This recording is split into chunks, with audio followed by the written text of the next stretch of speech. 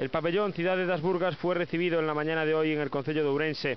El club pabellonista consiguió recientemente el ascenso a la División de Honor, poniendo algo de brillo a un deporte ourensano en permanente penumbra desde hace años.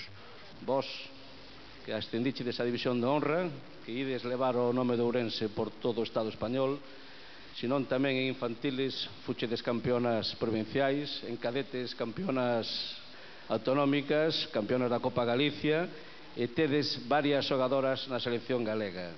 O sea, o éxito voso é total.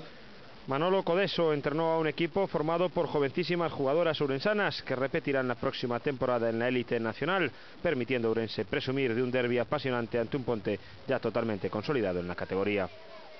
Eu, como dicía Fernando, creo que este é o resultado do traballo ben feito, da seriedade, do rigor, da ilusión por conseguir unhas metas que no ámbito deportivo creo que son un obxectivo sempre irrenunciable.